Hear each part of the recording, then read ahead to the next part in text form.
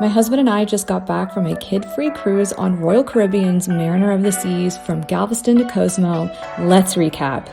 All right, now begins our kid-free adventure. That's not going to take us very long to get to. We live about 40 minutes from the port and the parking lot where we're going to. We are en route, and we will see you there. It's going to be a nice time. If you're parking your car in Galveston, we highly recommend you park in the north lot, and if you choose the premium option, it's covered and literally steps away from the terminal entrance. Here we go.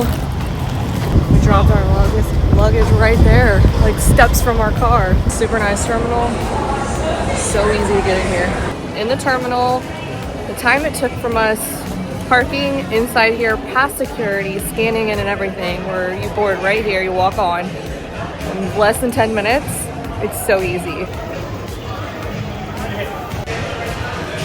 Go us! We're on. Very easy. We parked 15 minutes ago.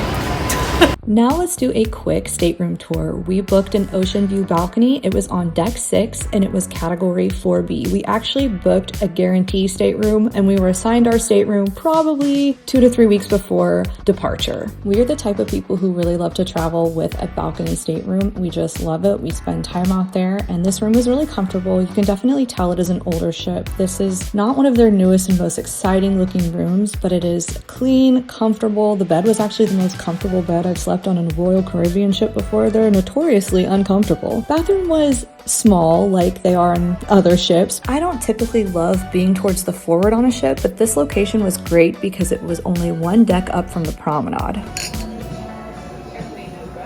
I'm gonna do a quick recap here and just some of our thoughts while being on board, and if you're considering this ship and stuff like that. We've had a great time. It's super similar. We were on Voyager of the Seas in 2023 with our 3 kids, and this ship feels nearly identical to that in many aspects. We enjoyed that a lot. But then we went on Harmony of the Seas last summer, and I think that's probably one of our favorite ships we've ever been on, if not our most favorite, just because I think the big ship experience is so fun, especially with the kids, and being on an 8-night itinerary. I think for us was really memorable, and also we were able to go to their private island, Coco Cay. But I think also doing this kids free in itself has been a great experience. This ship has been really fun. I think, you know, I've done the whole cruise to Galveston and back itinerary a lot when I was in my 20s with my parents. We would go a couple times on Carnival. I like Cozumel. I thought Mr. Sanchos this last time was just kind of okay. Like, I think if we go back, we would probably go somewhere else, try a new place. Good morning from Cozumel. We're going to Mr. Sanchos. Hello, hello. We're at Mr. Sanchos. We were here, May of last year. Weather's nice. We're getting like all these crazy little tiny bugs all over everything. We sat on the beach first, and then they brought some chips and queso, and the bugs like swarmed it, so I couldn't even eat it. We're like, let's move away from the beach and see if that helps. It's slightly better. I went and bought some expensive ass bug spray.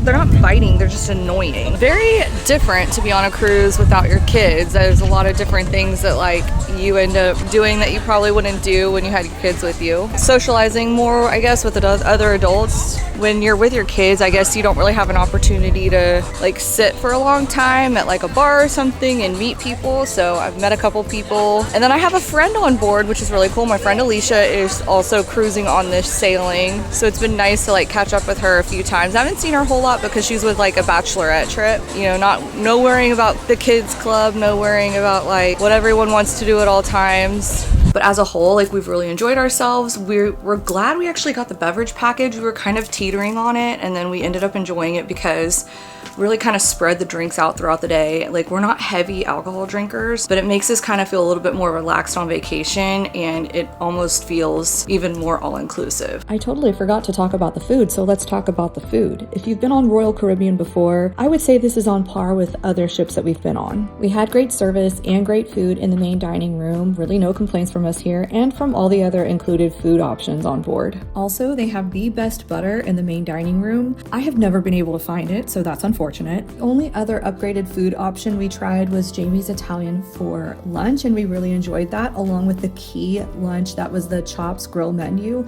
We also enjoyed that as well. We just don't typically do a lot of upgraded food or extra food because the food on board is typically fine.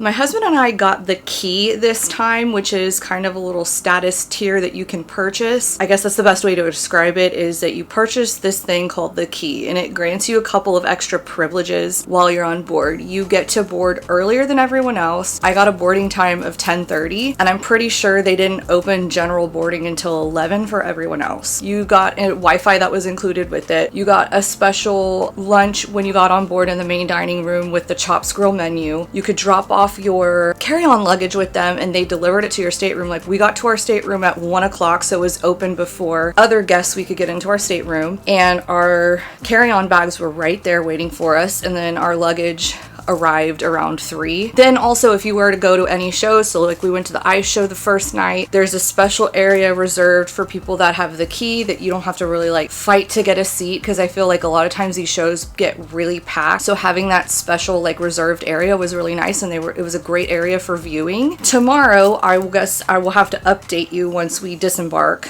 because we've had less than stellar disembarkations on Royal Caribbean. They have been, last 2 times we've sailed, we've stood in lines for like over an hour just to get off the ship, and it was just a mess, and we're like, we're 0 for 2 for that. We're hoping to be 1 for 3 tomorrow. But another benefit of the key is that you are able to get off the ship whenever you want, and we also have our own special disembarkation breakfast in the main dining room separate from others, so you're not like in this huge cattle call of people. Update: we are in our car by 8:40, so that was a much smoother departure than we've had the last 2 times, so go us.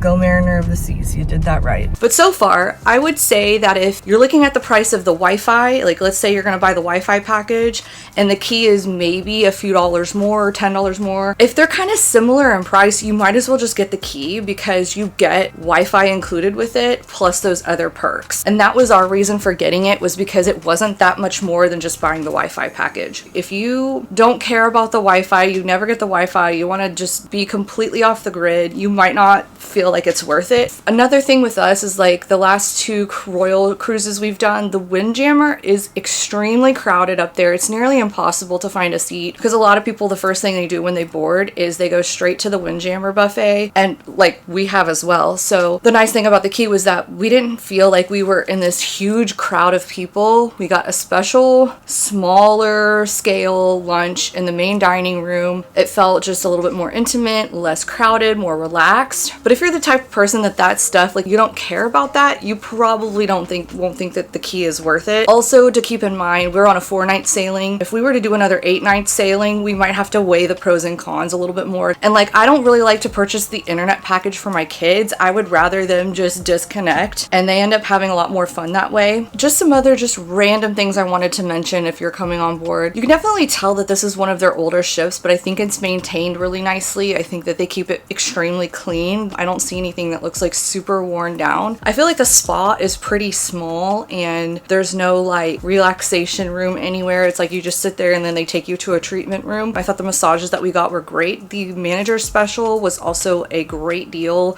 considering how expensive spa treatments are on board. We've had great service on board. The crew members are extremely friendly, very helpful. I don't think I've had a single person that was like, "Ugh, that was rude." I feel like everybody's just been really, really nice, which is great, because I feel like crew members really can make or break it. If you get exceptional service, you just feel pampered. And the entertainment, for some reason I feel like there's been less like entertainment than I'm used to. We saw the ice show, and then there was one chance to see the main stage show, and then there wasn't another chance to see it, but then there was another chance to see the ice show. So I completely missed out on seeing that main stage theater show, so I can't speak on that. It seems like there was a lot less activities than what I remember before as far as like entertainment goes. But what we have seen, we have enjoyed. I thought the ice show was like really well done. The live musicians are really great. Out of all the bars we went to, I think we spent the most time in the bamboo room, and the servers in there were super sweet. So if you go on board and see Kim, Julius, and there's another one in there, forget her name, they were all lovely. Oh, and we like the escape room. I booked the escape room because I've never done an escape room before, and I'm like, I want to try this. And that was super fun. We were with a group of people and we solved it and got out with 12 minutes to spare. So we were really good at that.